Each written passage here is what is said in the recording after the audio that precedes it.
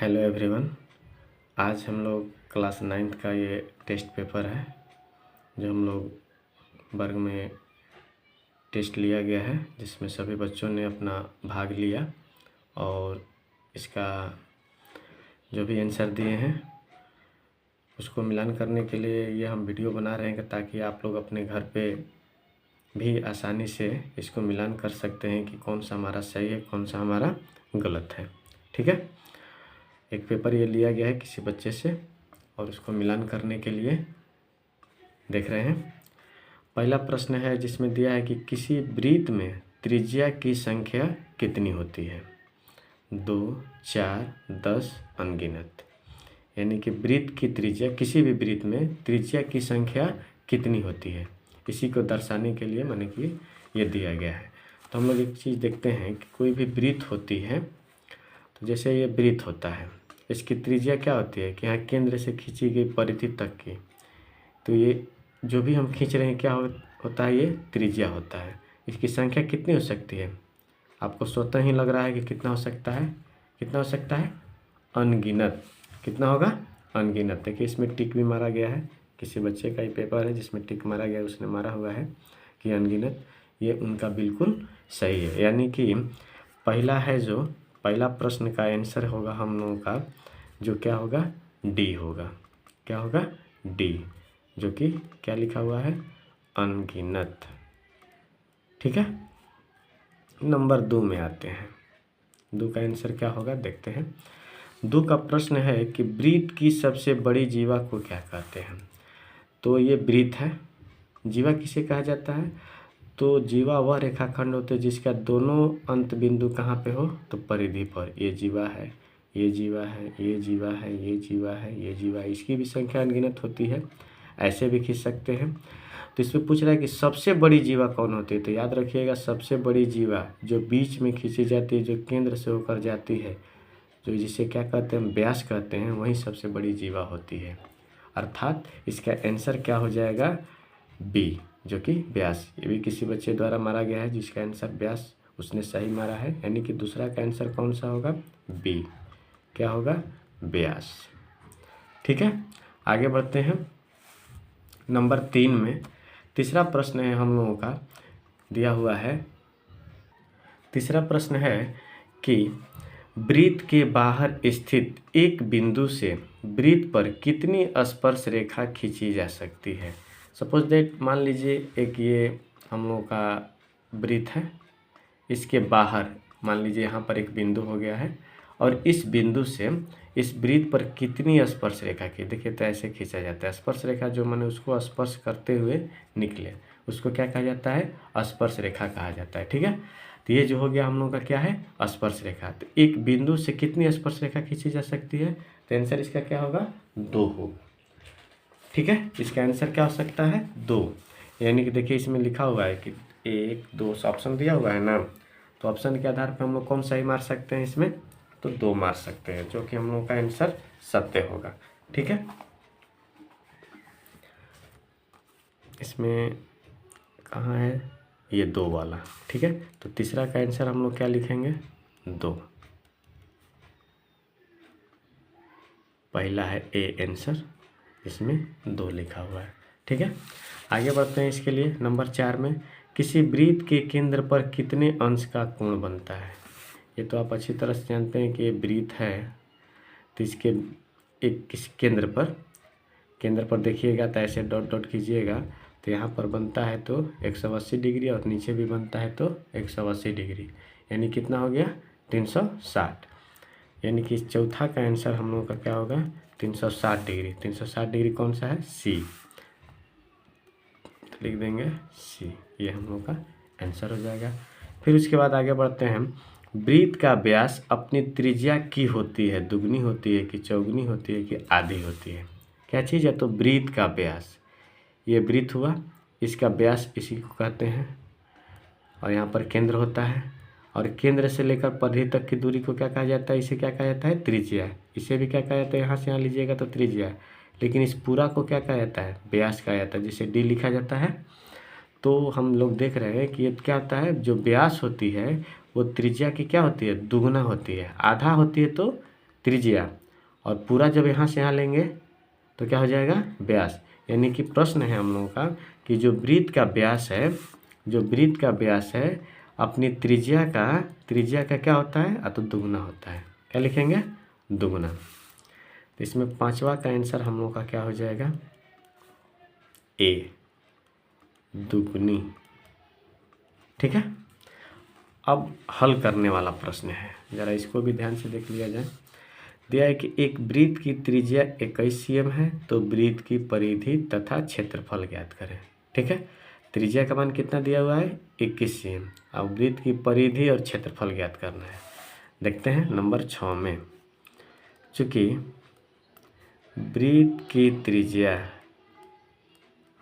बराबर 21 cm, इसलिए वृत्त की परिधि ज्ञात करना है।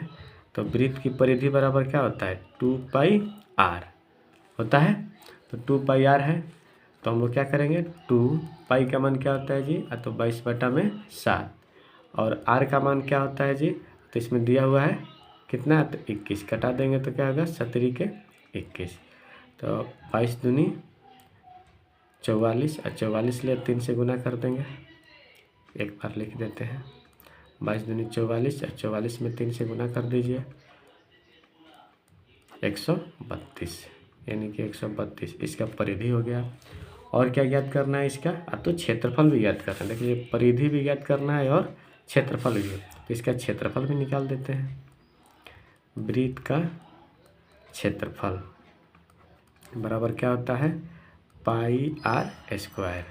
पाई का मान क्या होता है, 22/7, r का मान हम लोग का दिया हुआ है 21 का स्क्वायर कर लीजिए, तो 22/7, 21 दो बार लिख देते हैं, स्क्वायर है तो कटा देंगे 7 से 3 बार में, तो 22 गुना 21 गुना 3, 22 में और 21 में गुना कर देते हैं, 22 में 21 में गुना कीजिएगा तो कितना हो जाएगा, 2 2 4 4, यानी कि 462। 462 में भी 3 से गुना कर दीजिए, 3 दूनी 6, 6 3 18 की 8, 1 4 3 12 1 13, 13 86 सेंटीमीटर स्क्वायर, यानी इसका परिधि कितना हुआ, 132, और ये क्या हो गया, 1386, इसका क्या हो गया, क्षेत्रफल। ये दोनों आंसर हो जाएगा। ठीक है, आगे बढ़ते हैं। इसमें दिया हुआ है अगला नंबर 7 प्रश्न। 7वां प्रश्न कह रहा है कि किसी वृत्त का क्षेत्रफल 154 सेंटीमीटर स्क्वायर है। वृत्त का क्षेत्रफल कितना दिया हुआ है, 154, तो उस वृत्त की परिधि ज्ञात कीजिए।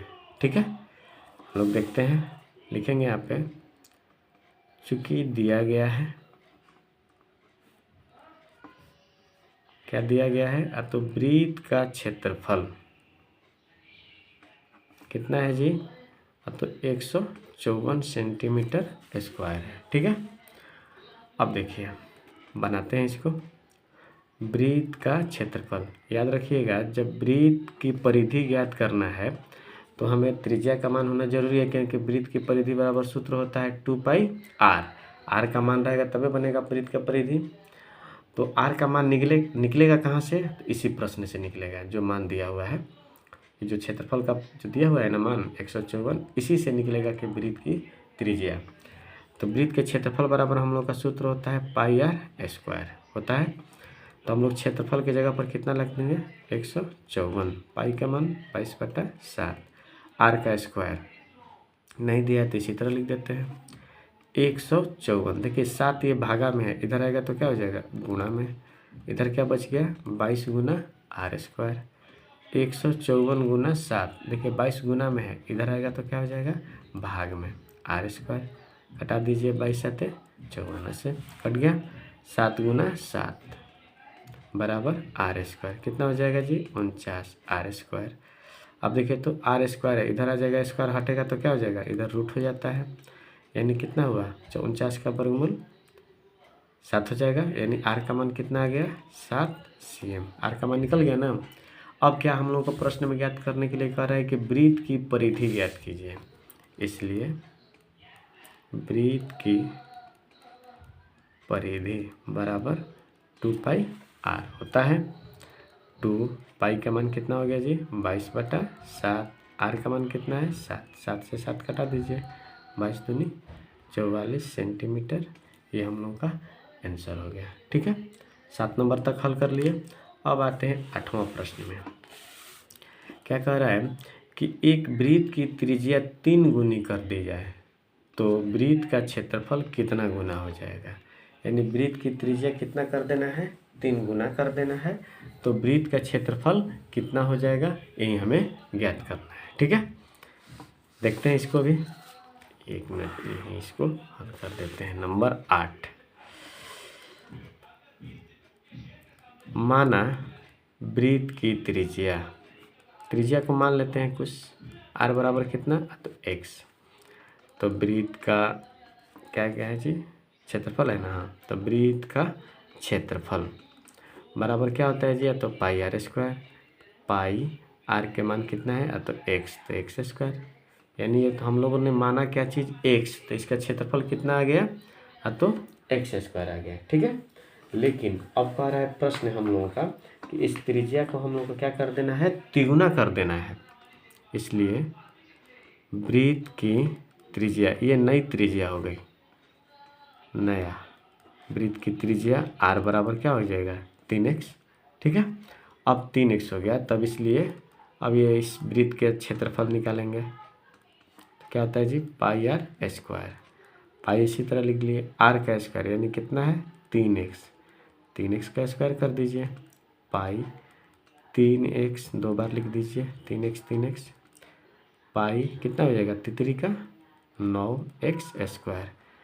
अंक को एक सतह कर देते हैं, 9 लिख दिए पाई x स्क्वायर। ध्यान दीजिए तो ये पाई x स्क्वायर यहाँ पे है और यहाँ पर भी पाई x स्क्वायर है, और इसमें कितना से गुना हो गया तो 9 से हो गया ना, यहाँ पर गुना देखिएगा तो 9 से हो गया। तो हम लोग लिखेंगे तो कौ गुना हो गया बेसी अधिक तो 9 गुना, तो इसलिए लिखेंगे कि इसलिए अतः नया वृत्त का क्षेत्रफल 9 गुना अधिक होगा। ठीक है, आगे बढ़ते हैं नंबर 9 की तरफ। नंबर 9 प्रश्न देखिए दिया हुआ है कि 2 वृत्त की त्रिज्याएं क्रमशः 10 cm तथा 15 cm है। उस वृत्त की त्रिज्या क्या होगी जिसकी परिधि इन दोनों वृत्तों के परिधि के योग के बराबर है। प्रश्न को थोड़ा सा समझ लीजिए। कहने का मतलब है कि एक ठो ये वृत्त है और एक ये वृत्त है, 2 वृत्त है सपोज दैट। और देखिए दोनों के त्रिज्या का मान एक का 10 है और एक का 15 है। ठीक है, अब पूछ क्या रहा है एक बड़ा वृत्त है, ठीक, और कह रहे इसकी त्रिज्या आप बताइए, इसकी क्या बताइए त्रिज्या बताइए, जिसकी परिधि क्या है, इसका परिधि कितना मान कितना होगा कि इन दोनों के परिधि के योग के बराबर होगा। इन दोनों के परिधि निकालेंगे हम लोग और जोड़ेंगे तो जितना आएगा इस बड़े त्रिज्या की क्या हो जाएगा, बड़े वृत्त की क्या हो जाएगा परिधि हो जाएगा। ठीक है, और जब परिधि जब इसका निकल जाएगा तब इसका क्या मान निकालना है हम लोगों का r का मान निकालना है। देखिए इसको भी हल करते हैं, लिखेंगे माना पहले वृत्त की त्रिज्या r1 बराबर लिख देते हैं। r1 बराबर क्या हो गया तो 10। इसी प्रकार हो गया दूसरे वृत्त की त्रिज्या r2 बराबर 15 cm। ठीक है, अब एक और वृत्त है, बड़े वृत्त की त्रिज्या का मान कितना है जी, तो r का मान नहीं है, तो इसी तरह वाट लिख दिए, क्वेश्चन लिख दिए। ठीक है, अब निकालते हैं इसको प्रश्न से। प्रश्न में दिया है कि बड़े वृत्त की जो परिधि है क्या है तो पहले वृत्त की परिधि प्लस दूसरे वृत्त की परिधि। ठीक है, तो बड़े वृत्त की परिधि कितना होता है जी, ध्यान देंगे 2 पाई r होता है ना, सब वृत्त की परिधि यही होता है 2 पाई r। 2πr का मान इसका इसी तरह है तो लिख दिए पहले वृत्त की परिधि 2πr1, क्योंकि इसके लिए त्रिज्या का मान क्या रखे हैं r1 रखे हैं, और दूसरे वृत्त के लिए क्या रखे हैं r2। 2πr होता है तो इसके लिए r2 रख दिए। अब देखिए यहाँ पे 2πr बराबर इन दोनों में देखिए तो 2π और 2π कॉमन है, बाहर निकाल देते हैं, क्या बच जाएगा r1 प्लस r2। यहाँ से 2π निकल गया तो r1 बचा, और यहाँ से 2π निकल गया तो r2 बचा। देखिए तो 2π इधर गुणा है ना, इधर आएगा तो भाग में बटा में हो जाएगा, तो बटा में हो जाएगा तो क्या हो जाएगा 2 से 2 कट जाएगा और पाई से पाई कट जाएगा। तो r बराबर क्या बच गया r1 प्लस r2। r1 का मान यहाँ पर दिया हुआ है कितना 10, प्लस r2 का भी मान दिया हुआ है कितना 15, दोनों को जोड़ देते हैं तो कितना हुआ 25 cm, यानी r का मान कितना आ गया हम लोगों का 25 cm। r माने क्या है जी, या तो बड़े वृत्त की त्रिज्या, इसलिए बड़े वृत्त की त्रिज्या r बराबर 25 cm आंसर हुआ। ठीक है, ये 9 तक हम लोगों ने प्रश्न हल कर लिया। ठीक है, इसको मिला सकते हैं आप लोग।